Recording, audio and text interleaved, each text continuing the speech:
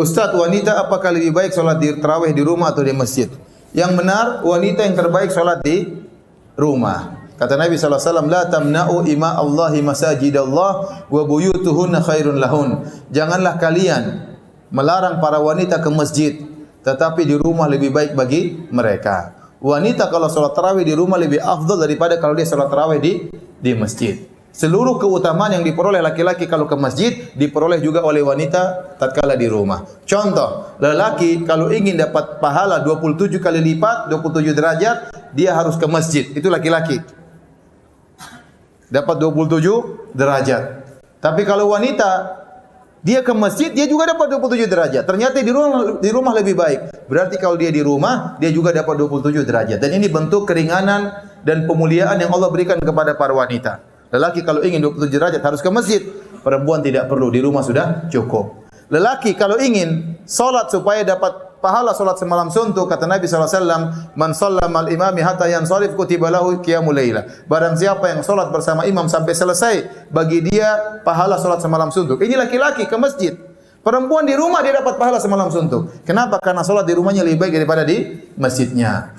Kenapa bisa demikian? Karena wanita memang dalam Islam hendaknya menjauh dari lelaki, menjauh dari pandangan para lelaki.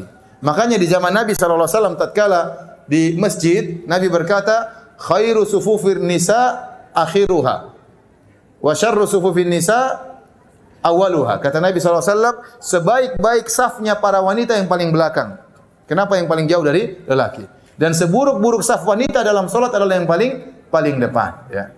Kenapa? Karena wanita memang sebaiknya tidak banyak menjadi pusat pandangan para lelaki.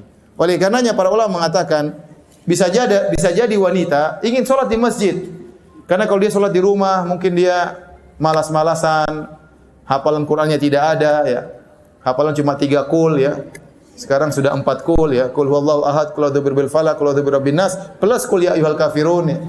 Setelah itu enggak ada lagi qul yang lain, enggak hafal, udah. Bosan Ustaz. Saya kasih saran, kalau seorang wanita tidak punya hafalan banyak, dia boleh sholat malam sambil baca Quran, enggak ada masalah. Sambil pegang mushaf, enggak ada masalah. Ini diperbolehkan oleh para ulama. Ustaz, tetap saja saya jadi malas, ngantuk aja kalau sholat di rumah. Ya udah ke masjid, enggak apa-apa. Enggak apa-apa. Meskipun di rumah lebih baik, tapi wanita dibolehkan sholat di masjid. Dengan syarat, tidak boleh berhias tatkala ke masjid.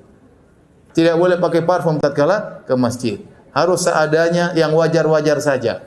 Tidak boleh. Ya. Sampai sebagian ulama mengatakan wanita yang terkenal cantik tidak boleh ke masjid. Ya. Kenapa? Karena bisa mengganggu jamaah. Ya. Imamnya terganggu, berdebar-debar tatkala lewat wanita tersebut. Ya. Jamaah juga bisa terganggu. Jadi wanita yang terkenal cantik, masyhur ini cantik, sudah jangan ke masjid.